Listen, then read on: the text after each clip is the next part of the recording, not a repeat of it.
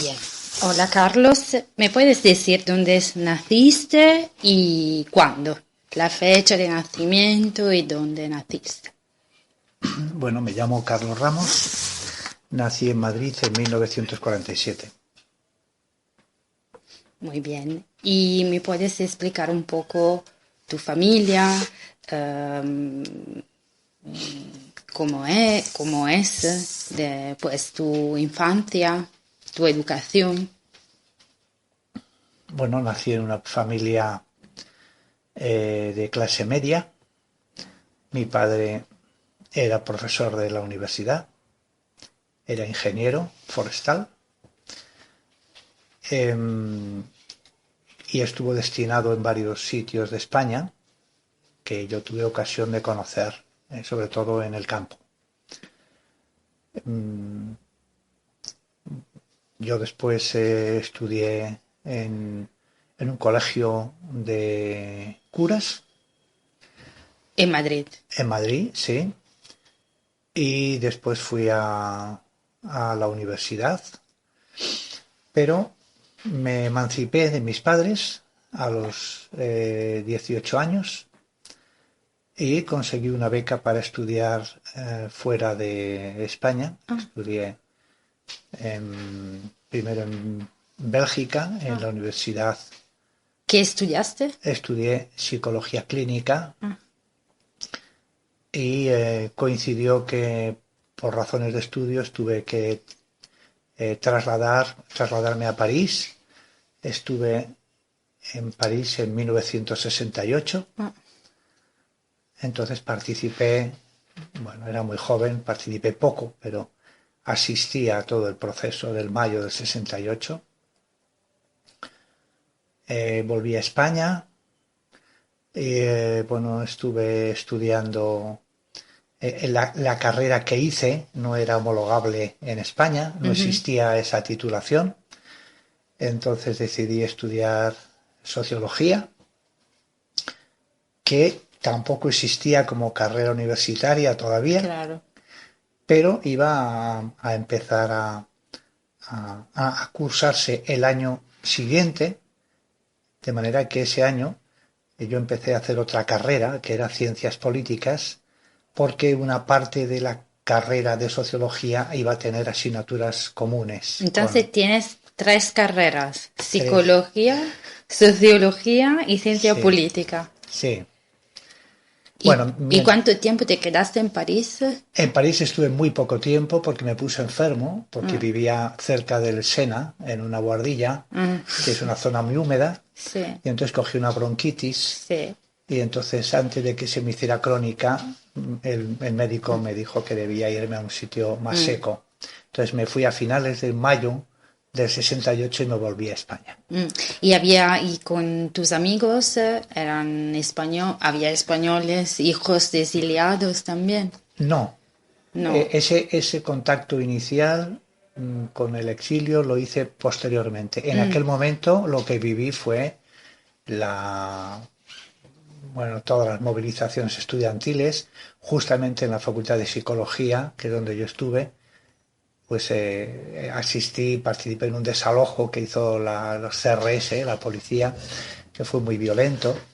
Y bueno, fue interesante mi estancia allí porque tuve ocasión de conocer a Angela Davis, ah, a Rudy Dutschke y por supuesto a Cohn-Bendit, ¿no? mm. Y a más gente muy interesante y bueno, aquello despertó Y también tenías un poco más de 20 años, tenía o menos. 19 años, 19 años.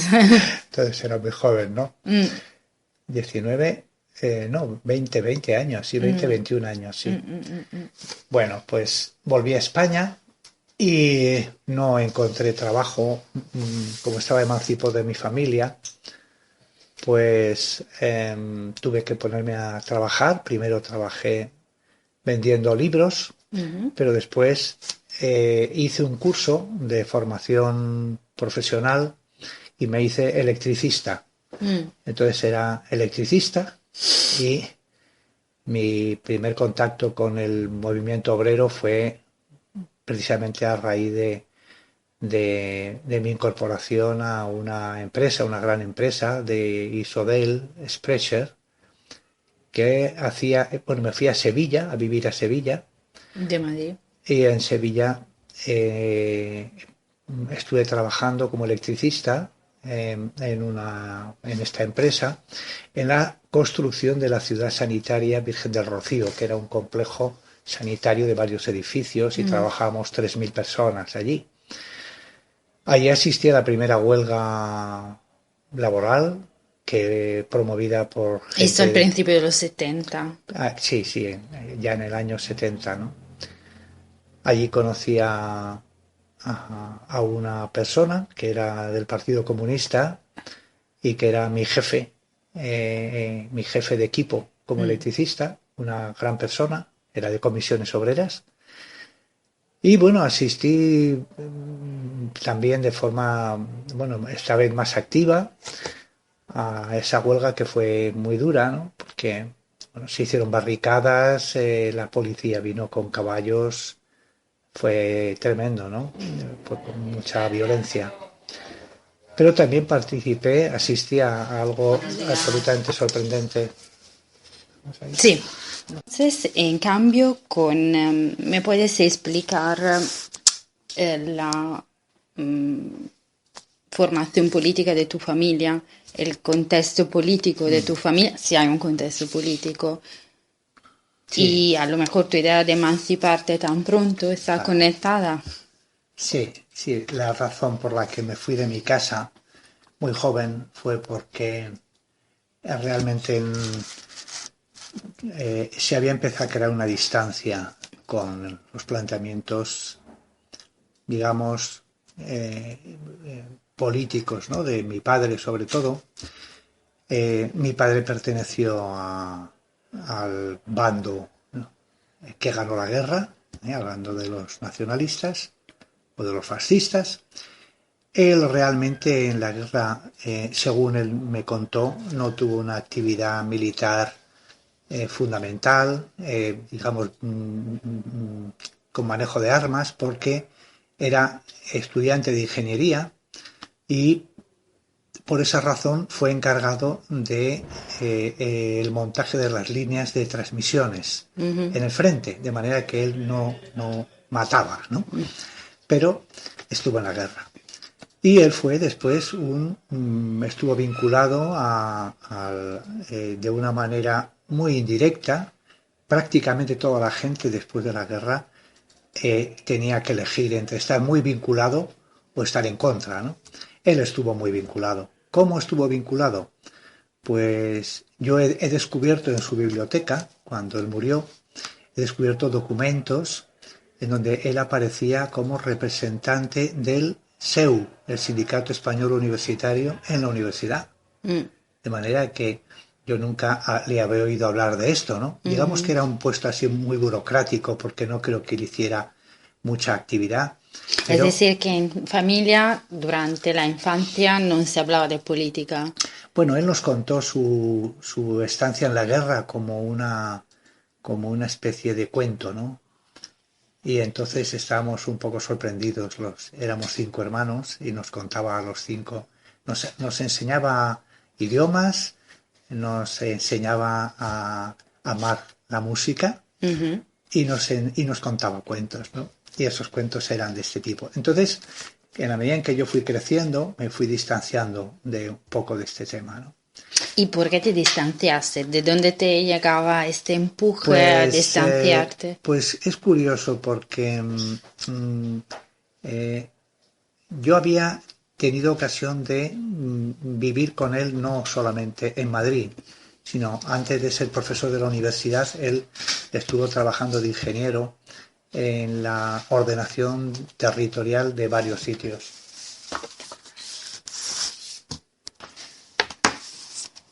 Bueno, pues el hecho de poder contrastar, ver, por ejemplo, cuando él fue encargado de la ordenación territorial de el Parque Nacional de,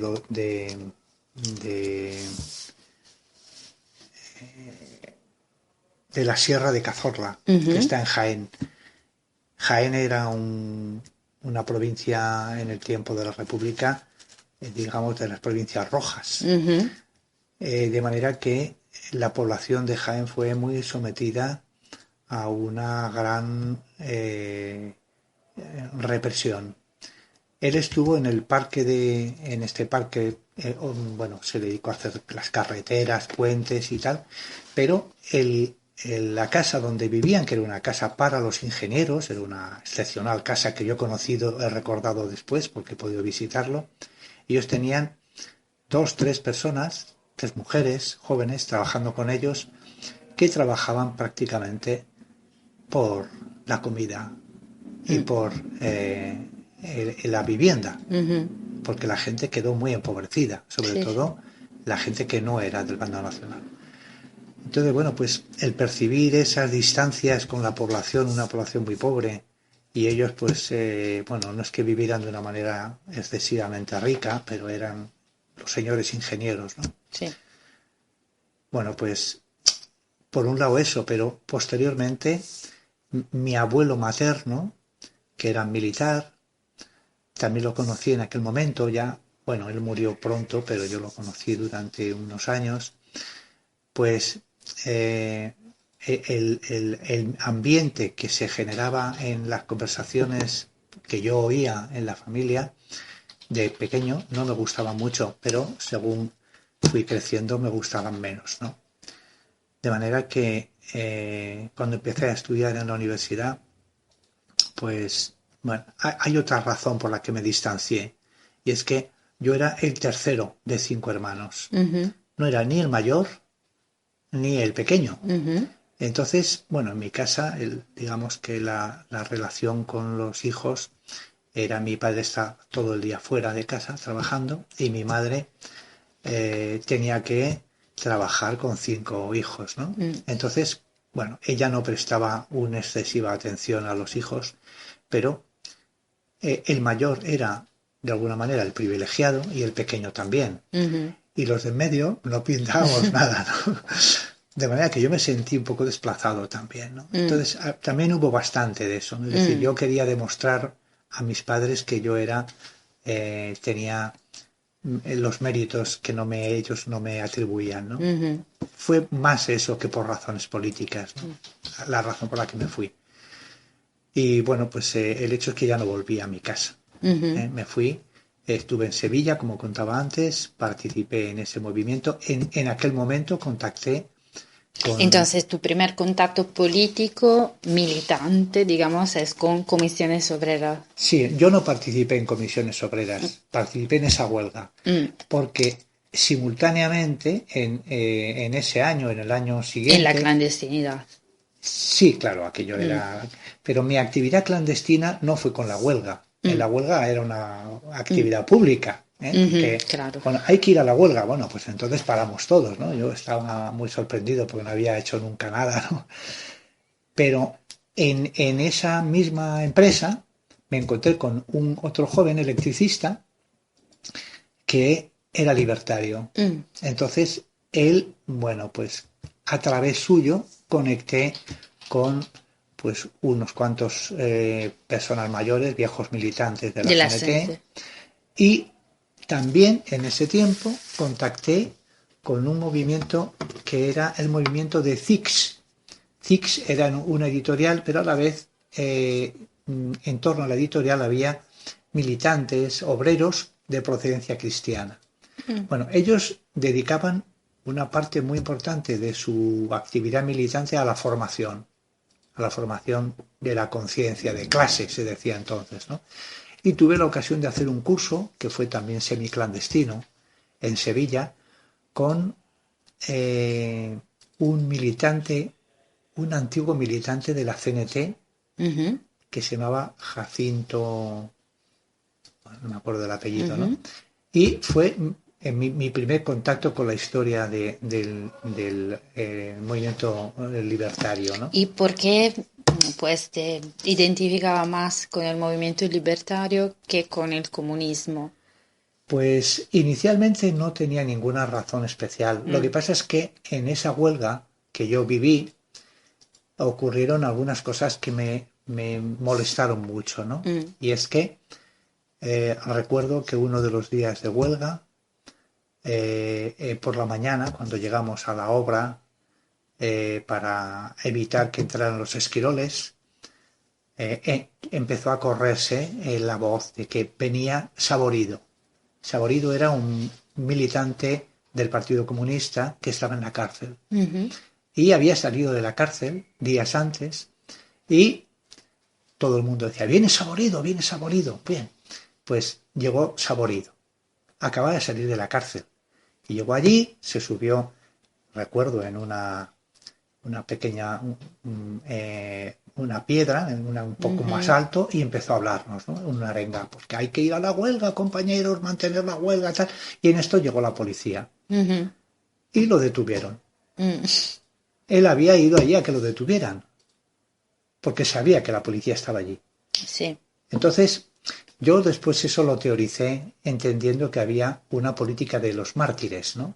De los mártires del partido, Ujú. que era una forma de sacralizar a esas Ujú. personas, convertirlos en los líderes carismáticos, porque realmente él salía de la cárcel, él no había participado para nada, no era de la construcción tampoco, es decir, que él venía a hacer un acto de político en donde sabía que podía ser detenido. Sí. Luego supe que lo habían detenido en varias ocasiones de la misma manera. ¿Y esto te parece como más? Me pareció una Mm. utilización de la gente, ¿no? Sí. Porque la huelga me pareció que era una cosa muy seria, porque detuvieron a bastante gente. ¿A ti te No, a detuvieron? mí no me detuvieron. Mm. O sea, yo era muy jovencito y corría mucho. Mm. Pero vi que hubo bastante utilización política. Entonces, digamos que no fue fundamentalmente esa distancia, porque este militante que yo conocí del Partido Comunista, Eduardo Catalina se llamaba, era un hombre que me protegió mucho, me protegió en la obra. Yo era joven, la gente que estaba trabajando era gente mayor que yo, y había, bueno, algunos hábitos, en fin, bastante horribles, ¿no? En la actividad, cuando salíamos los sábados de trabajar, trabajábamos los sábados por la mañana, y cuando se salía a mediodía, la gente se iba a beber. Ujú. Acabamos de cobrar Ujú. y todo el mundo se iba a beber. Y hacían un recorrido que acababa siempre en casas de prostitución. Mm. Y entonces yo, en la primera vez que fui, que salí con ellos, me llevaron a beber. Yo no estaba acostumbrado a beber, entonces cuando llevaba 3 vinos ya estaba mareado. Pero sobre todo, al final, pues tenía que ir a la casa de prostitución y yo no quise entrar, ¿no? Ujú. Entonces ellos me tildaron de maricón, ¿no? Mm. Entonces, cuando llegué a la obra a la semana siguiente, nadie quería comer conmigo. No. Entonces, comíamos en la obra con tarteras, ¿no? Sí. Entonces, mi jefe, Eduardo Catalina, llamó la atención a todos, diciendo que la única persona decente que había allí era yo, que no habían entendido nada, que era eso de despreciar a una persona porque no quería entrar en su juego y Sí, tal. sí. O sea, me ayudó, ¿no? Me ayudó Sí. para recuperar mi relación con la gente, ¿no? Y en cambio, dentro del movimiento libertario te encuentras.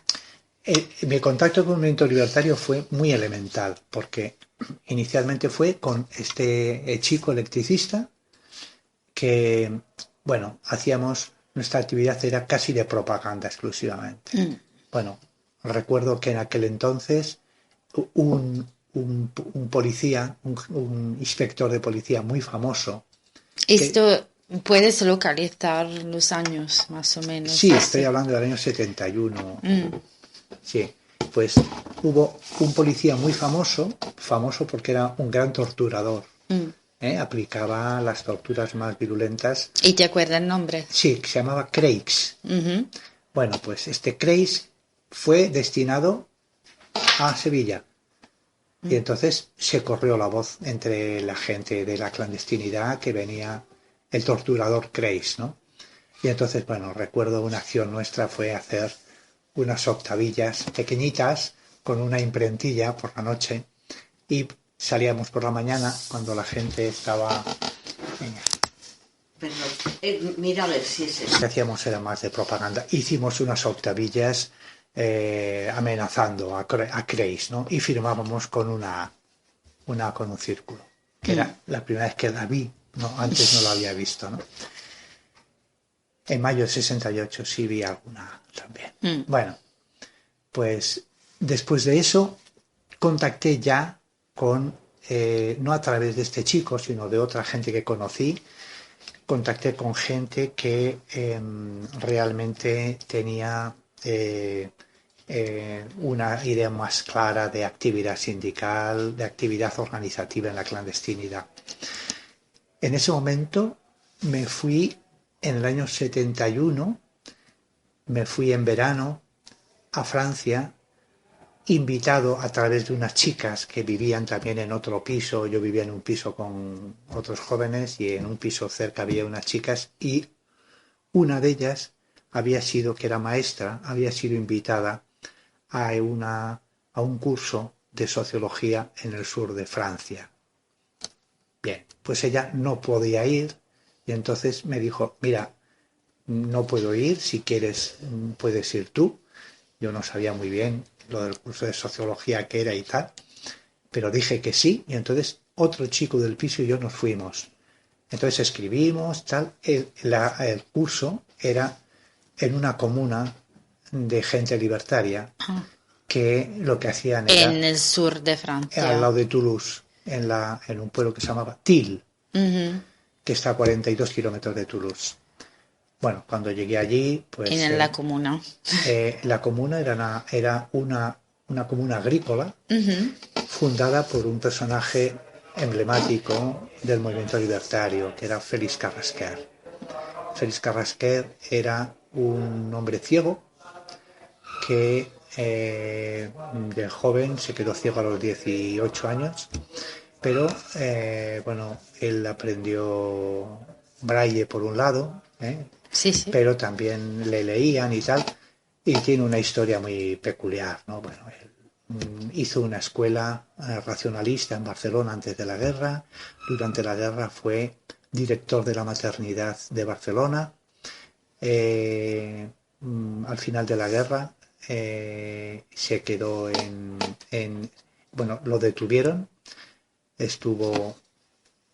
No, antes lo detuvieron porque fue nombrado secretario general de la CNT en la clandestinidad en Barcelona, de la CNT de Cataluña. Y en esta comuna había gente españoles, de todo. Bueno, entonces quiero decir que este hombre era un personaje muy vinculado al movimiento Importante. libertario. Bueno, Sí. pues allí lo conocí.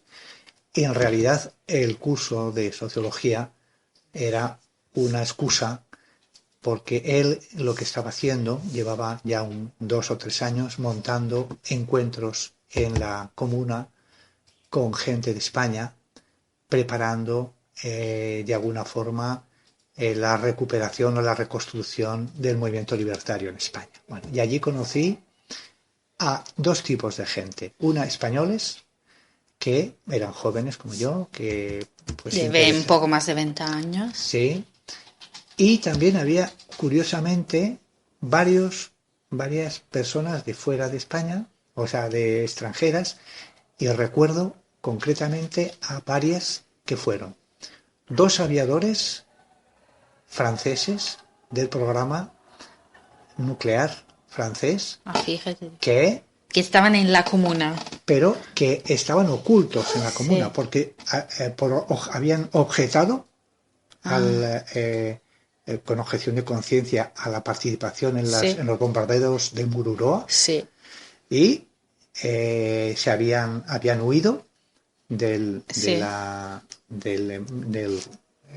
ejército y estaban escondidos allí. Bien. Bueno, fue muy interesante eso, ¿no? Tengo algunos documentos ahí. Después estaba un personaje muy importante. Bueno, ha sido premio Nobel de matemáticas. No existe el premio Nobel de matemáticas, pero el equivalente es un premio mundial que le dieron porque era un hombre matemático. Se llamaba Zurich Alexander Grothendieck. Alexander Grothendieck era hijo de rusos. Su padre fue un militante libertario ruso muy importante. Y bueno, al padre lo quemaron en Auschwitz y la madre también murió en un campo de concentración. Entonces él, cuando acabó la Segunda Guerra Mundial, se refugió en Francia, se nacionalizó francés, le hicieron director del Instituto de Altos Estudios Científicos, creo que se llama así, y él estuvo trabajando en ese instituto hasta que conoció que el instituto trabajaba para el ejército. Entonces se despidió del instituto, se hizo apátrida y creó un movimiento, que es un movimiento que ha sido muy conocido entre el mundo científico, sobre todo en el mundo de los matemáticos. Él era un gran matemático, ¿no? Sí. Le dieron este premio al poco tiempo y fundó un movimiento que se llamaba Survivre, el Sí. Vibro. Yo fui socio de ese movimiento, que Y era un tú movimiento llegaste en esta pacifista. comuna, la verdad, sin saber nada. Es decir, que había todo Claro, yo llegué allí y me encontré que, bueno... Había de todo, claro. Y había Y chicos y chicas. O más chicos. bueno, había matrimonios. Suri Grothendieck vivía con su familia allí. Era la mujer, él y dos hijos. ¿Y cómo era la vida en la comuna? Pues era una vida muy organizada, porque Félix Carrasquer y su compañera habían comprado un terreno en este pueblo y tenían varias zonas de cultivo. Luego tenían también cultivo y árboles frutales, pero también se dedicaban a la cría de pollos para vender. Entonces era trabajar mucho, Y estar entonces, en la comuna. Entonces trabajábamos allí. Todo el que venía estaba en ¿Cómo era contacto. un día en la comuna? Pues trabajamos solamente 2 horas cada uno. Y con eso cubríamos todas las necesidades. Entonces todos los trabajos eran rotatorios. Un Cada poco uno de todo. Entonces pasabas por la cocina, por los pollos, también tenían cría de terneros, tenían 40 terneros, tal. E ibas al campo, recogías fruta y participabas en los debates que se hacían por la tarde. ¿Y te acuerdas un poco de estos debates? Sí, muy interesante, ¿no? Muy interesante porque lo que más me impresionó fue... Bueno, yo cuando llegué allí nadie hablaba de anarquismo ni de ¿Y nada. en ¿no? qué idioma hablabais? En español, En español. sí. Además de los que te he dicho, de estos franceses, los pilotos franceses y este ruso, había una pareja israelí que eran jóvenes que eran de la Histadrut. La Histadrut es el sindicato socialista que todavía existe en israelí, que era el promotor de los kibbutz Sí, sí. y del movimiento autogestionario israelí. Y entonces Félix Carrasquer había invitado a esta gente allí, ¿no? Eso, bueno, fue muy interesante. Había también un exiliado búlgaro y su mujer, eran libertarios búlgaros que habían tenido que huir de los comunistas búlgaros. Y bueno, era una especie de ¿Y la edad? Más o menos, había todas las edades. No, sí, esta gente era mayor, los pilotos tendrían 35 años, 35, 38 años. Los búlgaros y los israelíes eran jóvenes también, 35 años. Nosotros éramos algo más jóvenes, ¿no? Yo era el más joven de todos, ¿no? Pero había una hija de un otro exiliado español en Francia que iba a pasar allí el verano con ellos. Bueno, éramos unas 30 personas que vivíamos en una casa colectiva que habían construido y otra casa que vivía la familia primitivamente, ¿no? Bueno, pues el día era lo que te contaba, ¿no? Y por la tarde, ¿qué debate había? Pues el debate era un debate muy abierto, no había un plan, ¿no? No había el día tal vamos a hablar. Y no. estáis todos juntos hablando. Bueno, sí. No todos participamos todo el tiempo, ¿no? La gente vivía con bastante libertad allí. Entonces, Alexander Grothendieck pasaba tiempo en su habitación dedicado a las matemáticas y los niños jugaban por allí, la mujer venía a las reuniones, los franceses no venían mucho porque ellos tenían relación con otra gente francesa del entorno de allí. Bien, era una cosa muy abierta y a mí lo que realmente me enganchó, lo que me interesó mucho, fue que, sobre todo me acuerdo, ¿no? Yo iba con mis ideas, ¿no? Digamos que las ideas primitivas que yo manejaba para tener una cierta conciencia social era que yo quería dedicarme a atender a la gente que vivía peor, ¿no? Una idea global muy cristiana, sobre todo. Y claro, yo iba con mi idea del cristianismo, de Dios y de tal. Entonces, me acuerdo debatiendo sobre este tema con Félix Carrasquer, que era un hombre mayor ya, tenía 60 y muchos años, pues él me escuchaba con atención y yo le explicaba mis ideas, ¿no? Porque bueno, yo creía en Dios y tal, ¿no? Y él, bueno, se sonreía, ¿no? Y decía, y empezó diciendo, bueno... Es decir, que todavía con, digamos, idea cristiana entras en el movimiento anarquista. Bueno, estaba entrando, ¿no? Sí, estabas. Bueno, pues el caso es que, bien, él empezó a hablarme de la no necesidad de Dios, ¿no? Dios seguramente no es, él no afirmaba rotundamente nada, pero decía, seguramente no es necesario, ¿no? Dice, yo en mi vida he descubierto que no lo necesito para ser buena persona y para construir en este mundo. No es necesario Dios. Entonces, desde ese planteamiento y sobre todo por el respeto enorme a mis ideas, a mi juventud y tal, me encontré pues muy bien, ¿no? Muy a gusto. Un día, de forma casual, ¿Y cuánto tiempo te quedaste? Estuve 3 meses. Un verano. Claro, verano.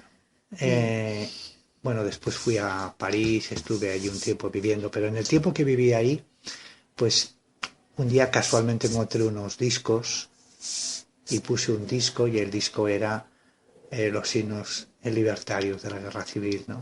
Y apareció la mujer de Félix Carrasquer, la compañera, y me dijo, ¿cómo has puesto eso? ¿Dónde lo has encontrado? Y dije, pues estaba aquí, ¿no? Y entonces ella se le saltaron las lágrimas, ¿no? Y entonces descubrí que habían sido militantes de la CNT. Hasta entonces no habían dicho nada. Habían pasado ya un mes o así. Bueno, el caso es que al poco tiempo de estar allí, cuando llevaba un mes y medio así, pues ya me descubrieron que ellos tenían una imprenta clandestina en la comuna, en el garaje, ¿no? En un doble fondo había una imprenta. Que habían una imprenta que habían comprado pieza a pieza para que no se descubriera y la iban montando. Y estaban editando materiales, ¿no? Folletos y tal. Y bueno, pues cuando yo volví a España, ya volví para integrarme en el grupo Solidaridad, se llamaba. Pusieron en marcha un grupo que funcionaba en Barcelona, en Madrid, en Valencia y en Sevilla, el grupo con el que yo conecté empezó a funcionar también como grupo federado, ¿no? Y ese grupo... ¿Y los años más o menos? Pues del año 70... Antes de la muerte de Franco. Sí, estoy hablando del 71 al 75. Bueno, y ya empezó mi actividad cuando yo volví a España. Fui a Sevilla muy poco tiempo, volví a Madrid. Y en Madrid fui a vivir al barrio del Pilar, es un barrio de la periferia. Y allí viví también en una comuna, también en un piso con más chicos. Es decir, que antes de la muerte de Franco había comuna en Madrid. Sí, bueno, yo le llamo comunas, pero eran pisos de jóvenes, ¿no? Es decir, con muchos jóvenes que vivían ahí. Sí, bueno. ¿Cuántos? Pues en el piso donde vivía éramos 4, 5, porque no cabíamos más. Ya, pequeño. Y al lado había otro piso de chicas. ¿Y por qué comuna? Bueno, le llamamos comuna porque en realidad era una comunidad, ¿no? Porque había gente que llegaba, iba. No, éramos... había por ejemplo, en nuestro caso, se fue alguno y entró alguno, ¿no? Ujú. Pero había otros 2 o 3 o 4 pisos más de gente que vivían pues como nosotros, ¿no? Que nos conocíamos allí. Vivíamos juntos porque era más barato. Sí, claro. Pero a la vez, bueno, yo vivía con los 4 que vivía. Uno era de la ORT, otro estaba en comisiones obreras, otros 2 no eran de nada. Ah, no, perdón. ORT, comisiones obreras, no, los otros 2 no estaban en nada. Y yo estaba en el grupo Solidaridad. Mm. Entonces estaba trabajando de electricista en Madrid y estudiaba por las noches en la universidad en Sí. ese tiempo, ¿no? Eh, Y las referencias culturales, ¿se acuerda?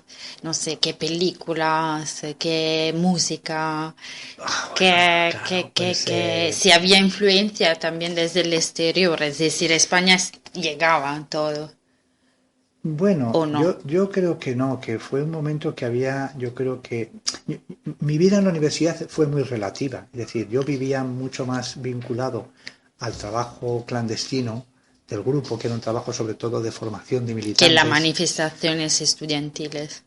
que viví muy poco. Mm, Viví eso, bueno, estuve detenido un tiempo porque mm. asistí en la Facultad de Ciencias Políticas. Recuerdo que hubo una asamblea que convocaba ETA Sexta, que eran los polimilis, y cuando salimos de la asamblea, una asamblea que estábamos 500 personas, no, estaba la policía y detuvo a bastante gente, ¿no? Bueno, a mí me detuvieron también con otros 20 o 30. Mm. Pero, y me detuvieron otra vez porque yo repartía en la universidad una revista que hacíamos y me detuvieron entregando la revista, ¿no? Política, Policía revista. secreta, sí. Mm. Entonces, ¿Qué revista era? la revista se llamaba Solidaridad al servicio del movimiento obrero, Ujú, que era una revista del grupo en el que yo militaba. ujú, Entonces nos detuvieron a 3 o 4. Nos detuvo Billy el Niño, el ujú. famoso Billy Sí, el sí, sí, Niño. sí. Bueno, pues ese es el que me detuvo. ¿Y cuánto tiempo te Estuve detuvo? 24 horas, nada, Ah. me pegaron un poco. A otro que venía conmigo le pegaron mucho más, pero bueno, fue un bautismo de fuego, ¿no? Mm, Aquello fue. mm. Pero tuve suerte porque no he estado más que 2 veces detenido, ¿no? O sea, no es mucho. Al lado de otros, ¿no? Bueno, aquello sirvió para que a nivel interno pues yo me fortaleciera mucho, ¿no? Mm, Rápidamente me eligieron coordinador de Madrid del grupo. ujú. El coordinador era, en Madrid teníamos 3 grupos, nos reuníamos solamente los coordinadores y de vez en cuando había una reunión, alguna asamblea en algún piso clandestino. Teníamos un aparato de propaganda camuflado y había también en Barcelona, en Valencia y en Andalucía. Entonces yo era el enlace de tal y usábamos todos los nombres empezaban por la A. Entonces yo me llamaba Alejandro, Mm, otro se llamaba Anselmo mm, y otro se llamaba Antonio. mm, Bueno, todos los coordinadores, ¿no? Bien, pues ese fue el tiempo en el que lo que hicimos preparar la reconstrucción de CNT. ujú. Esa fue mi actividad, ¿no? Mi Y vida. después, después de la muerte de Franco, ¿te acuerdas un poco Claro, cómo fue durante la transición? claro, pues yo en el año 75, a finales del año 75, se celebra una asamblea clandestina en Madrid con la asistencia de 200 personas y ahí ponemos en marcha la reconstrucción de la CNT en Madrid. Bueno, yo estuve en el primer comité que se elige en Madrid, que hizo de comité nacional de la CNT durante varios meses, ¿no? Y bueno, pues mi actividad fue ya metida Siempre. hasta las orejas allí, ¿no?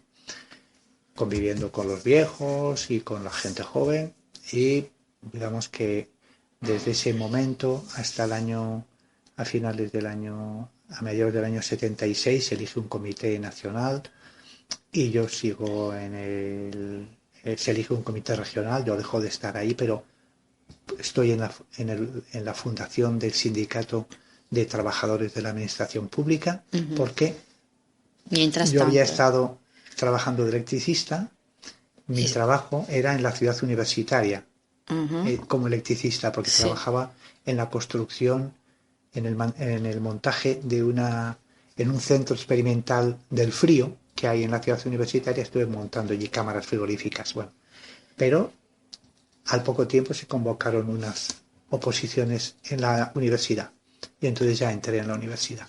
¿Cómo? Pues primero estuve dando clase en la universidad, en la Facultad de Ciencias Políticas. Ujú. Estuve 2 años, pero me fui tuve un enfrentamiento con el jefe, bueno, el catedrático, que era un hombre muy conocido, era Juan Trías, Ujú. que era del PC. Ujú.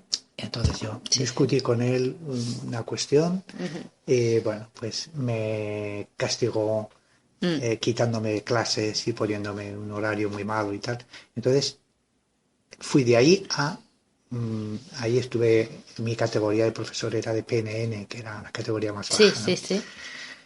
Bueno, pues de ahí pasé a la Universidad Politécnica, eh, donde estaba mi padre de catedrático. Mm. Mi padre era Sí, sí, catedrático sí, en la sí. Escuela de Montes, ¿no? Y entonces yo entré, hice una oposición y entré allí como administrativo, como personal no docente. Y bueno, ahí empezó una actividad muy intensa, ¿no? Muy intensa, pusimos en marcha una sección sindical de CNT y se puso en marcha un proyecto muy bonito, ¿no? Muy interesante, que fue una plataforma que se llamaba Asambleas Estatales de los Trabajadores de la Administración y Ujú. Servicios de la Universidad, que funcionó desde el año 75 al año 91. Mm. Entonces yo estuve ahí integrado, trabajando sin sindicatos. Los sindicatos en la administración no pudieron empezar a funcionar hasta el año 80 y tantos, Ujú. 87, de manera que desde el año 75 al año 87 trabajamos en una semipermisividad, a pesar de que ya había democracia. Ujú. En la administración no se autorizó el funcionamiento de los sindicatos. Sí, sí. Entonces, bueno, teníamos una plataforma de actividad sindical sin sindicatos, ¿no? Bueno, Ah. entonces ahí fue muy importante para mí porque hubo una huelga general en las universidades ¿En qué en año? el año 77. Ujú. Pues esta huelga fue promovida por esta plataforma que había y eh, yo estaba en el comité de huelga estatal, ¿no? Y mi padre era el presidente de la conferencia de rectores, Mm. era rector de la universidad. Mm, mm, mm, mm, Y bueno, pues tuvimos que negociar, ¿no? mm. Con tu papá. Entonces, el ministro de Educación mandó a los rectores expedientar a los huelguistas, ¿no? Y en la universidad mía, pues solamente me expedientaron a mí, ¿no? Mm, mm, mm. Entonces, bueno, pues fue muy violento, Mm, porque al día siguiente se puso en huelga el resto de la universidad, ¿no? mm. Y entonces yo estaba representando a los trabajadores en la junta de gobierno de la universidad. Y mi padre me acusó de recibir dinero de Rusia para la huelga. Sí, sí. Y yo me reía un poco porque digo, hombre, justamente los libertarios no tenemos muchas Ya. buenas relaciones. Bueno, pero Históricamente, no. aquello me separó bastante de mi padre, ¿no? Mm, Entonces, durante 2 años no volvimos a hablar. mm.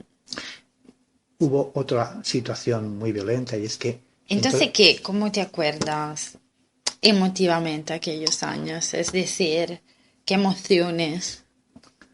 pues, hombre, en realidad era una situación que yo te contaba el otro día, y es que los, los que luchamos contra Franco éramos hijos de la burguesía, Mm, ¿eh?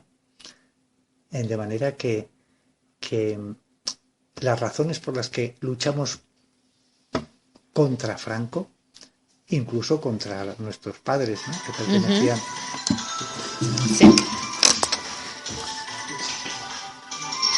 Bueno, pues digamos que en ese tiempo pasó otra cosa, y es que entró la policía en la universidad y mataron a un estudiante de un pelotazo, ¿no? Y entonces los rectores de las universidades,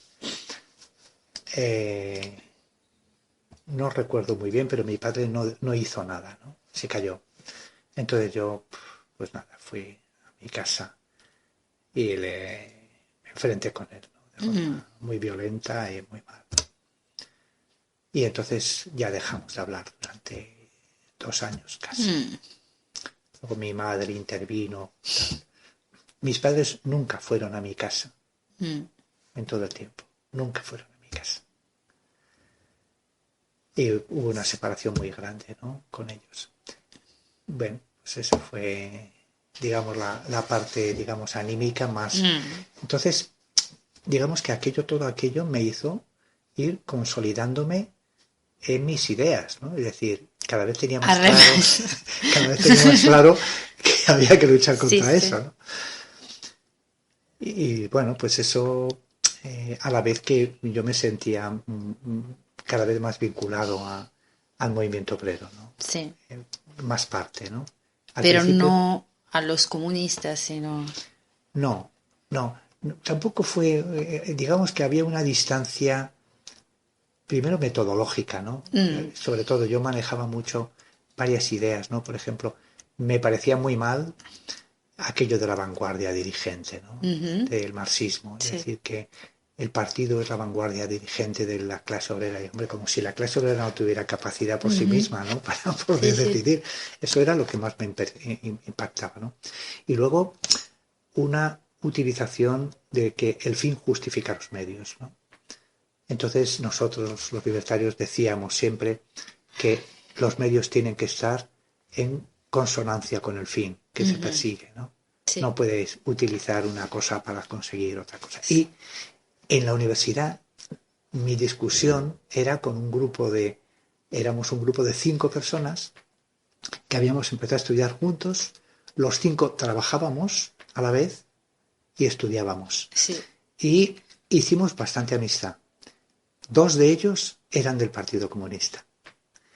Y luego había 2 chicas que no eran de nada, pero éramos los 5 muy amigos.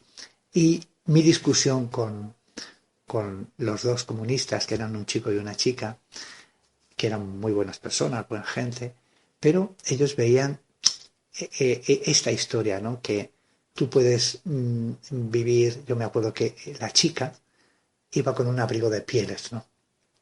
Un abrigo muy caro. Y yo le decía, ¿cómo puedes ir con un abrigo de pieles si eres del Partido Comunista? Y dice, eso no tiene nada que ver. Digo, yo creo que sí. Bueno, esas eran un poco las distancias, ¿no? Modelos de vida y tal. Y momento, así que, en cambio, sí. ¿Y cómo llegas, en cambio, al movimiento pacifista o tener contactos con esos grupos por la paz? Pues yo creo que hay 2 antecedentes muy importantes. Los 2, en el momento que estuve viviendo en el sur de Francia, en Tille, con esta gente, ¿no? Una, la experiencia de la guerra civil de Félix Carrasquer fue una experiencia muy traumática. Él era ciego, es decir, él no estuvo en el frente, pero él hizo toda una reflexión durante este tiempo, en el exilio, sobre quién muere en las guerras, ¿no? En las guerras muere el pueblo, no mueren los que mandan, ¿no? No es que sea necesario que muera alguien, ¿no? Pero la injusticia de la guerra es que realmente no resolvía los problemas, ¿no? Y entonces él se convierte en un abanderado de la paz, ¿no? De la búsqueda de fórmulas que no tengan que pasar necesariamente por la guerra, ¿no? Y por las armas. Y luego además la experiencia de este hombre, de Alexander Grothendieck, que funda una revista y un movimiento que es ecologista y pacifista. De hecho, a él el gobierno francés le otorga una medalla muy importante, un premio, que que es de bastante dinero, y él devuelve la medalla y el dinero lo manda. Están en la guerra de los franceses en Vietnam, Ujú. la batalla de Dien Bien Phu y toda la... Y entonces manda el dinero a los vietnamitas. Mm. De manera que ese movimiento es un movimiento, por un lado, de defensa de la naturaleza, pero también de lucha por la paz. Ujú. Entonces, pues, bueno, aquí tenemos la colección de la revista, ¿no? Es muy, muy interesante, está en Mira. francés. Aquello me vincula bastante a otro proyecto que no estaba en mis objetivos, ¿no? Pero me encuentro con que eh, ahí hay un apoyo al tema de la paz de una manera muy visceral, ¿no? Además, Félix estaba vinculado a varios movimientos pacifistas en Francia, sobre todo el Centre, Ujú. el 103, que es un movimiento que lleva muchos años funcionando en Ujú. Francia, entonces ya llevaba muchos años, y que es un movimiento de divulgación de las, digamos, todas las teorías y tal. Bueno, yo conozco los libros de Lanza del Basto, Ujú. bien, pues ya empiezo a leer algo más, y digamos que esa es mi formación pacifista. Yo no me vinculo después al movimiento pacifista, concretamente a movimientos pacifistas. La vida no me daba para más, ¿no? O sea, yo Ujú. estaba todo el día Ya. dedicado a la reconstrucción de la CNT, las Sí, huelgas, sí, la sí. lucha, pero sí que tengo unas convicciones, ¿no? Y esas convicciones se traducen en que yo tengo que hacer la mili, y bueno, primero me busco el subterfugio de poder aplazar la entrada en el ejército por que era estudiante Ujú. universitario, y cuando... Y la verdad es que no pensaba volver, porque yo ya tenía 30 años cuando me descubren, ¿no? Y bueno, pues fue muy, muy curioso, unos avatares muy curiosos, porque me llamaron, me tenía que presentar, entonces recurrí a un grupo de abogados de la CNT que me buscaron arreglos y tal, y al final, bueno, pues me, me obligan a hacer la... Había dos partes en la mili, la primera parte que eran al principio eran 6 meses, pero cuando yo, eran 3 meses, perdón, cuando yo fui era un mes solo, un Ujú. mes o mes Sí. y medio, y que era hacer no toda la mili, sino hacer el campamento, se llamaba. Ujú. Bueno, pues yo fui a hacer el campamento, conseguí que me amnistiaran, me Ujú. acogí a una amnistía que salió, porque estaba ya condenado para ir a un castillo, pero como objetor, vamos, Sí. como objetor, como prófugo. Yo no fui Sí. objetor, yo fui prófugo. Ajá. Prófugo es que no vas al ejército. Sí. O sea, cuando te tienes que presentar, Más disertor. Desertor. No sé si. desertor, Ah. sí, es una especie de deserción. Y entonces, bueno, cuando me descubren, pues ya tengo que volver, pero ya entro en el ejército, pero directamente en la cárcel Sí. militar, ¿no? Y conseguí, a través de ese abogado, que primero me atendió un comandante jurídico militar, que era de la UMD, de la Unión Sí. Militar Democrática, que fue muy curioso porque conocía entonces ese movimiento. Y bueno, pues y fui a ese mes y medio a la mili. En ese mes y medio, pues milité en una cosa que se llamaba entonces los comités de soldados y marineros, Ujú. que eran clandestinos también, y que, bueno, no era antimilitarista directamente, pero se trataba de organizar a los jóvenes que estábamos en el ejército por hacer la mili obligatoria, reivindicar sus derechos, ¿no? Porque Ujú. cuando yo entré allí los maltrataban bastante, ¿no? Había Mm. un machismo muy fuerte y una violencia muy grande. Mm. Y bueno, a mí no me permitieron, como era prófugo, me obligaron todo mi trabajo en la mili fue limpiar por la noche los platos de los 3.000 que estábamos allí. Entonces pasaba 3 o 4 horas todas las noches, ¿no? Y por el día limpiaba, había una granja donde se criaban animales para alimentar al ejército, y yo estaba limpiando la granja de los cerdos, ¿no? Y estuve todo el tiempo ahí. Sí. Y no hice uso de las armas ni nada, ¿no? O sea, no me dejaron disparar. Sí. Y bueno, ya salí, terminé aquello, y luego participé activamente en 2 momentos. Uno fue ya en el año 80-81, nos vinculamos como CNT. Yo era secretario de la regional centro, que era Madrid, Sí. y participamos activamente en la organización de estas jornadas de manifestación por la paz, que se hizo en el año 81. Y bueno, digamos que fue Con todas las con todas las organizaciones, sí, fue una cosa colectiva y tal, ¿no? Y luego participé también de forma muy activa en la organización de una manifestación contra la OTAN, contra la entrada, o sea, por no decir no en el referéndum, ¿no? Sí. Que fue la manifestación más importante que ha hecho CNT, entonces, o CGT en este caso, ¿no?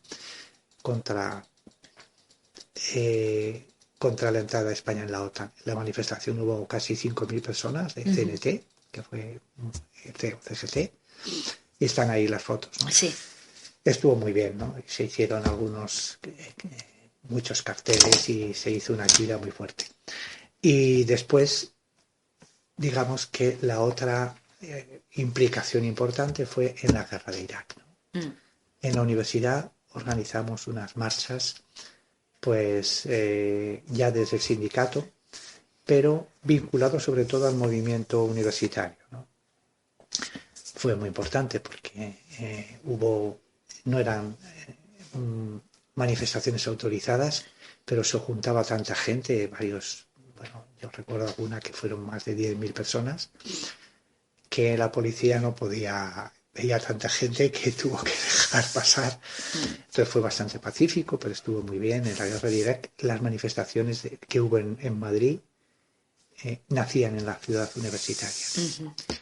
¿Y cuál era tu idea de la Unión Soviética y de América? Bueno, de las dos.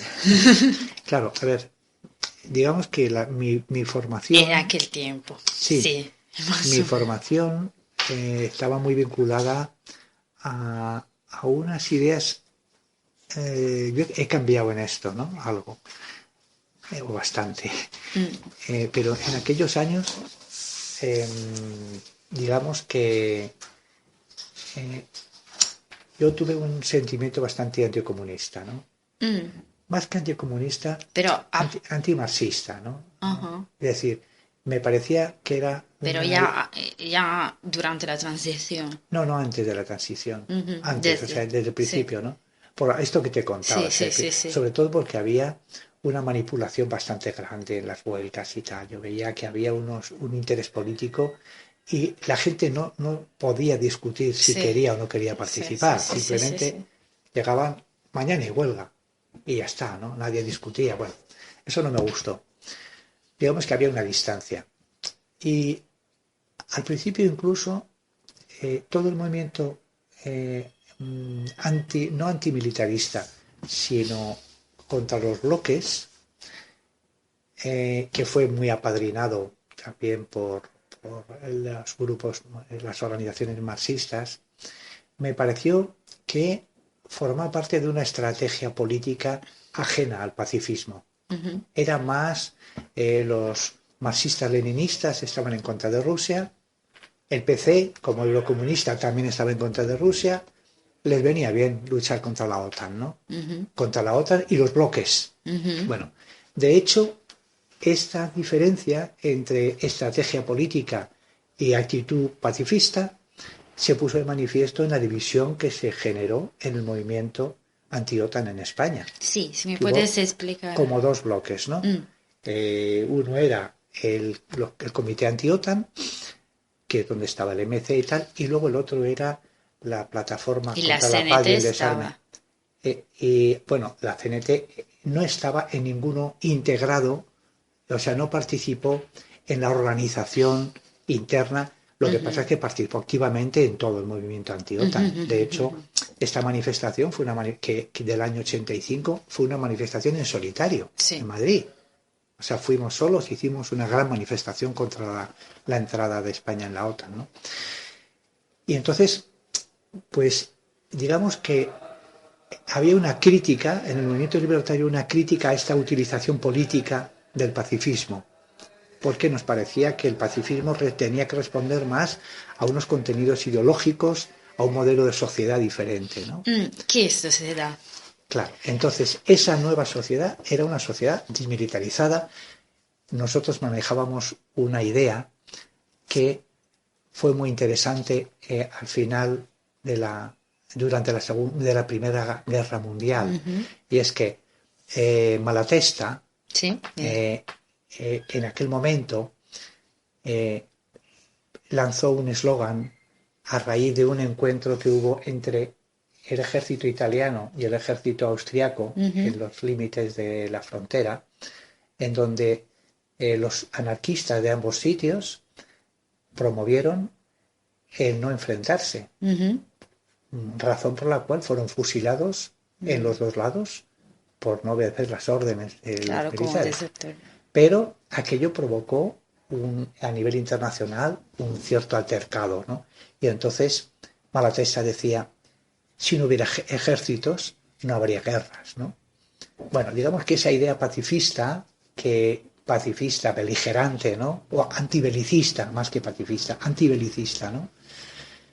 Pues ha recorrido un poco todo el pensamiento libertario, de manera que a nosotros nos parecía que era mucho más importante generar una conciencia crítica acerca de la guerra en general que de la política antibloques. Lo que pasa es que también estábamos ahí, es decir, estar contra la guerra es estar también contra los bloques, o estar contra los bloques es estar contra la guerra, ¿no? Pero esa es un poco la diferencia, ¿no?, en la que nosotros nos movíamos como libertarios y yo personalmente. Entonces, de igual manera, vuestra condena era hacia el imperialismo, como se decía en el tiempo, de los Estados Unidos y también de Rusia. Es decir, que los dos estaban los dos bloques vistos de la misma manera. Sí. Para nosotros era muy claro eso. Era una distancia de ambos bloques con mucha claridad, ¿no? Y en cambio, ¿cuál era vuestra visión de Felipe González y del socialismo y del cambio de actitud hacia toda la cuestión del referéndum? Cierro aquí, ¿eh? Tú habla. Jesús, salud. Sí. Bueno, a nosotros nos pareció que no había una defensa del pacifismo, ¿no? Era la política antibloques, ¿no?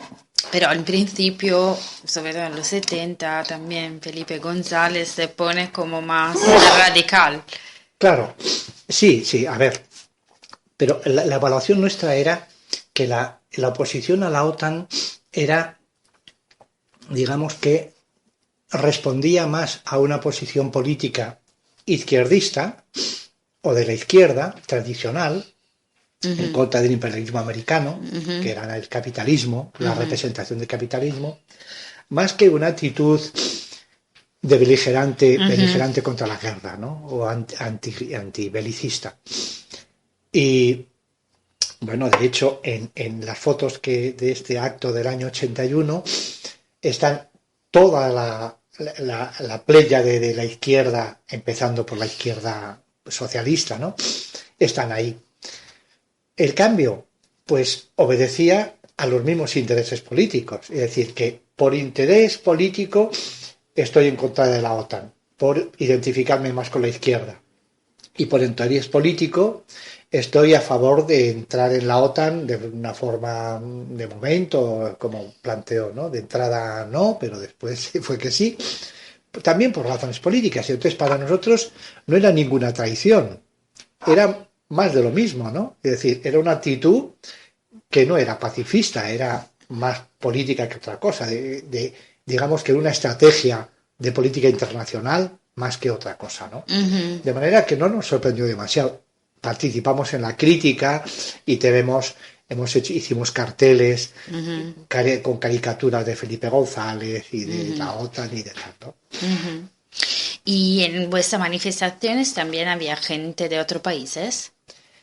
¿Tú te acuerdas contacto con otros movimientos pacifistas de otros países?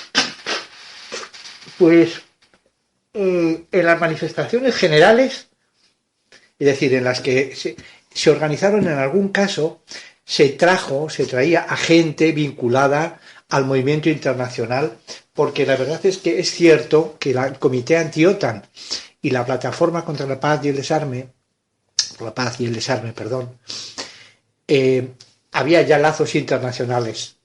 Y yo creo que coyunturalmente aparecía gente, pero no era, digamos que no era un movimiento internacional. Ujú, En España se estaba con mucha claridad por objetivos claramente nacionales, que ujú, eran estar en contra de las bases ujú, norteamericanas, de las varias bases, la de Torrejón, ujú. Morón, Rota, por un lado, y después, digamos que por una política de neutralidad, digamos, como país, ¿no? Aunque también había una diferencia muy grande en el tema de la evaluación de los países neutrales, ¿no? Porque el bloque, digamos, de formación marxista eh, tenía una posición muy diferente. Es decir, estos no estaban por entrar dentro de los países neutrales. Estos estaban por, digamos, eh, eh, desvincularse de los bloques contendientes. Detrás de todo esto estaba la Guerra Fría, ¿no? Ujú, Es decir, frente a la Guerra Fría estaba la construcción de un mundo donde no hubiera bloques. Bien, eso ujú, lo compartíamos todos como un comienzo para ujú, cambiar el modelo de sociedad. Pero mientras que unos se mantuvieron en esas ideas, otros pensamos que el trabajo por la paz trascendía la lucha de anti-OTAN. No ujú. era la lucha solo anti-OTAN Sí, o contra los es bloques, sino clarísimo. que era... Y de ahí, pues, se fortalecieron algunas organizaciones como el MOC, como, bueno, en el MOC había mujeres y hombres, que sí que tenía unos vínculos internacionales. Mm, Muchos militantes de la CNT eran del MOC. Almudena ujú. era de la CNT, Sí, verdad. además. Sí, sí, Entonces, sí, sí. digamos que el movimiento libertario eh, em, promovió la vinculación al movimiento pacifista, al movimiento de objeción de Sí. conciencia. La mayor parte de la gente que estábamos ahí en la guerra de la mili contra la mili, mucha de esa gente era gente libertaria.